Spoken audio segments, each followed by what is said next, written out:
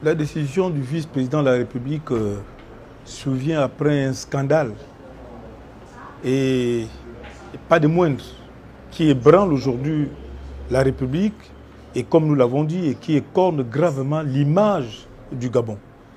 Et je pense que nous sommes un État. Un État, c'est d'abord un ensemble de règles. Un État, c'est une personnalité juridique. Et lorsque l'État est ébranlé, naturellement, le pays tire toutes les conséquences de la situation. Je pense qu'il faut penser au peuple gabonais qui souffre de martyrs, de voir régulièrement ses élites être compromises dans des affaires de scandale.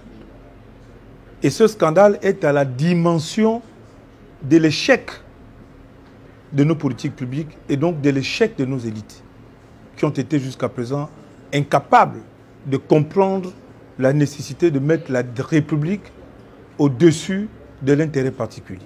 C'est la plus grande leçon que nous retenons.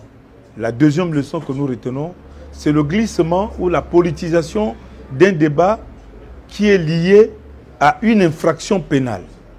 Nous pensons qu'il n'est pas normal qu'à chaque fois qu'un débat est soulevé dans le pays, on tente à donner des explications d'ordre régionaliste et tribaliste. Cette réponse est inappropriée en République. Et nous insurgeons. La troisième leçon, c'est de considérer que, quelle que soit la faute qu'on vous reproche, il faut rester dans la norme. Il faut rester dans la légalité et il faut préserver en même temps les mœurs de la République. Nous constatons là aussi un glissement vers la xénophobie et le racisme qui ne s'expliquent pas. Parce que les propos qui ont été tenus par le vice-président de la République concernant une personnalité au service du président de la République, je ne parle pas du directeur de cabinet en tant que directeur de cabinet, mais je vois l'acte. L'acte qui a été posé par le vice-président, qui glisse vers le tribalisme, qui glisse vers la xénophobie et le racisme, est condamnable. Parce que simplement cette commission ne joue pas son rôle.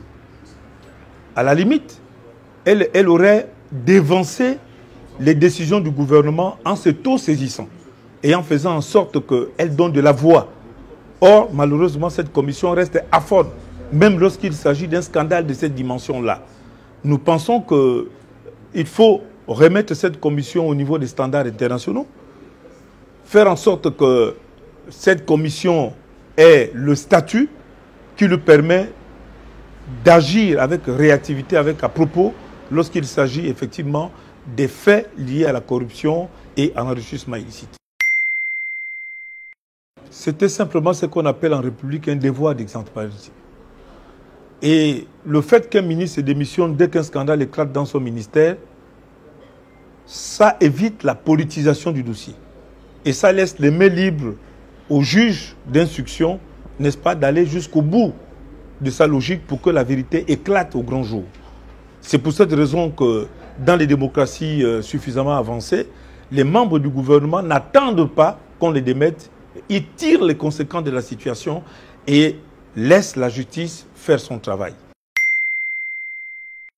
Nous la faisons pour la conscience collective. Nous le faisons pour l'éveil de la collectivité.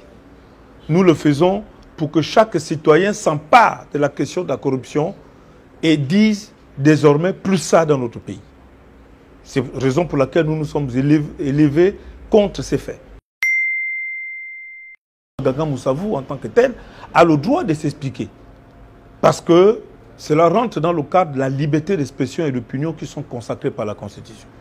Mais ce que nous ne comprenons pas, c'est que cette personnalité importante de la République gabonaise, qui a joué un rôle central dans l'appareil de l'État, puisse aller à l'opposé de ce qu'on attend de lui.